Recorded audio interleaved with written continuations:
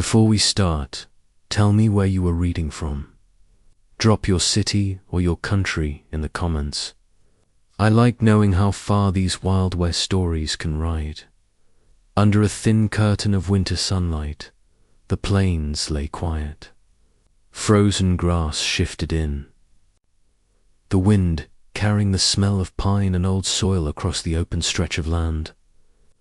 Luke Mercer rode alone, his shadow trailing long across the frost. The faint creak of saddle leather was the only thing breaking the silence.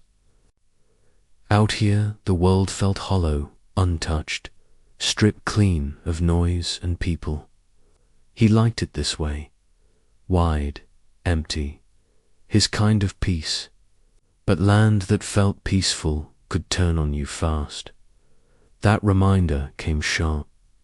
A sound drifted through the cold. A cry, high and thin. Like a wounded bird, yet too close, too human to ignore. Luke stopped his horse with a quick pull of the reins. He listened. The cry came again, quieter now, fading into the wind. He was out of the saddle before Thor even settled. Boots hit the frost, rifle in hand, every sense pulled tight.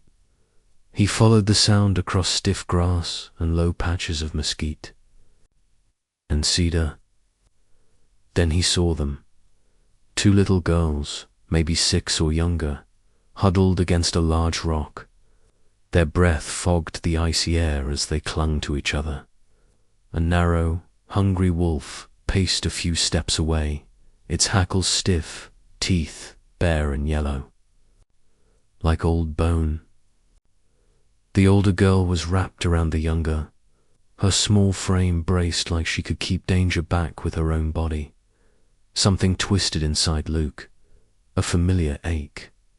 The kind he never spoke about, the kind tied to the grief he carried like a scar. He didn't shout. A loud voice might scatter Thim and fear or push the wolf to strike. Instead, he stepped slow, eyes fixed on the animal, raising the rifle in one fluid motion. The wolf's growl deepened. The report of the shot cracked across stillness, echoing through the trees, and the beast dropped, its last breath steaming in the cold air. For a heartbeat, no one moved. The girl's eyes were wide, dark as midnight rivers, darting between him and the fallen animal. Luke lowered the rifle and crouched, making himself smaller. His voice, when it came, was quiet, the way one speaks to a skittish colt. Uriel right now. Whether they understood words or not, he let the tone carry what mattered. He pulled his canteen from his belt and held out. The older girl hesitated, then took it, letting the younger drink first. She drank fast, spilling some down her chin, then passed it back without a word. They were thin, their cheeks hollow, their clothes, deerskin tunics and leggings smudged with dirt and torn at the knees. Luke shrugged off his coat, wrapping Ita in them both. The older clutched tight around her sister, her chin lifting in silent defiance, as if daring him to try taking it back. He felt the faintest pull of a smile at that spirit, the cabin, but it died quick. The wind was shifting colder. His cabin lay half a mile to Thuest. He guided them toward it, letting him walk, but keeping close enough they could reach him if they stumbled. The younger girl's small hand found his lev, holding on. With surprising strength, each step they took left dark impressions in the frost, as though marking a path he couldn't turn away from. Now, the cabin's chimney smoked faintly when they reached it, warm flaking from the gaps. Around the door, inside, the air was thick with the smell of coffee grounds and the faint lingering temps of wood ash. Luke set him near the hearth, where the fire popped and hissed. The girls crotched low, hands out to the heat, their eyes darting around the one-room space as if mapping its safety. He poured coffee for himself and ladled warm beans into bolstering them. Bread followed, crusty and dry, but softened when dipped in broth.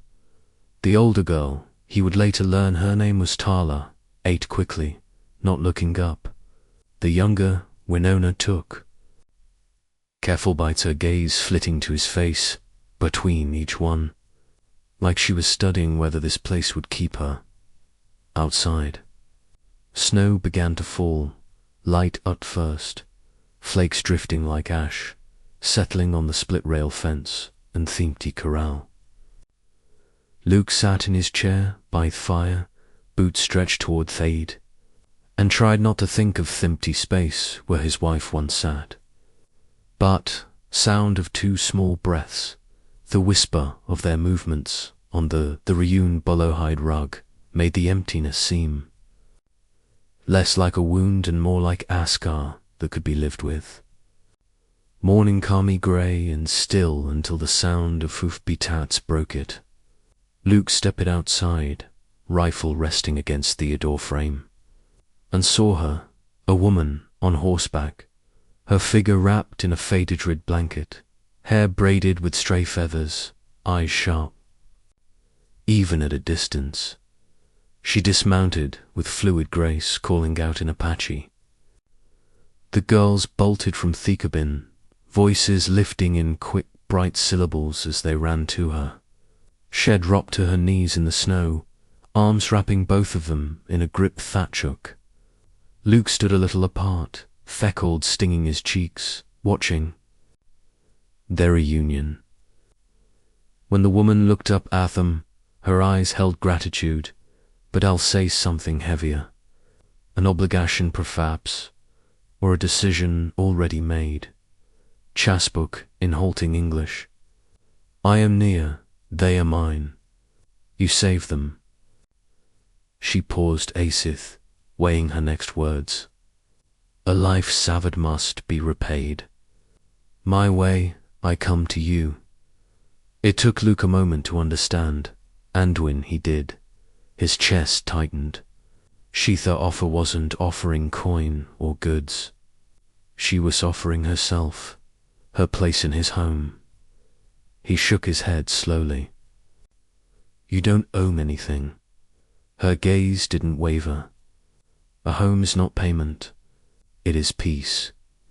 Inside, she moved with quiet certainty, tending a fire, laying a hand briefly on Nak daughter's hair. She spoke little, but every motion carried the weight of Simeon. Used to work and survival, Luke tried to tell himself it was wrong to accept her offer, that she should go where her own people would keep her. Butch explained without drama that she had no one left who would take her in.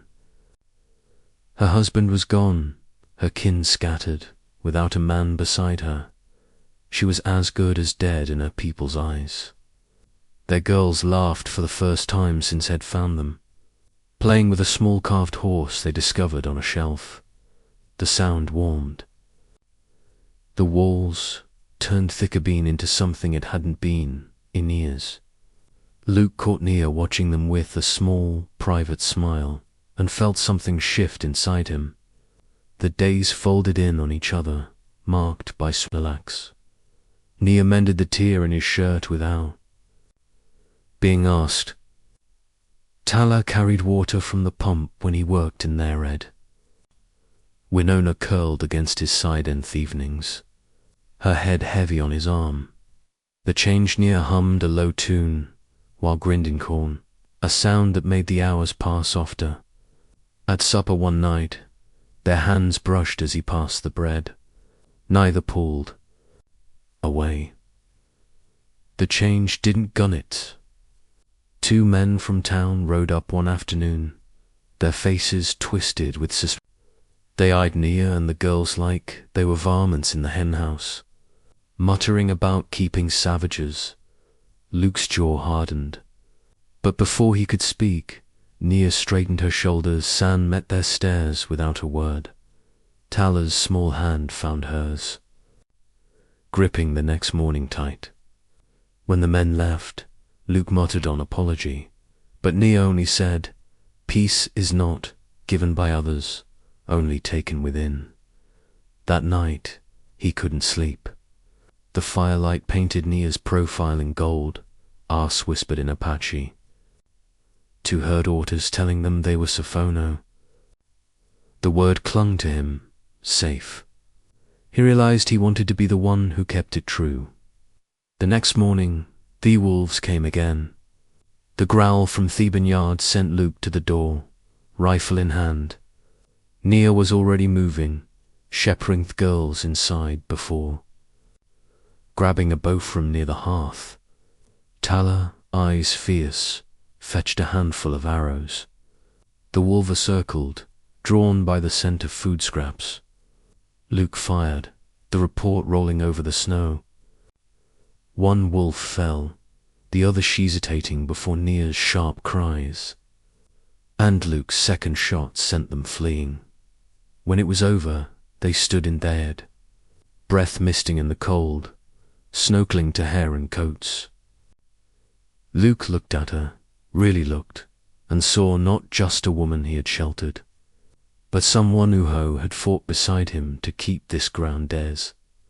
She met his gaze without flinching, something unspoken passing between them. That night, with the girls asleep by the fire, they sat clothed beneath a shared blanket. Luke's voice was low, steady.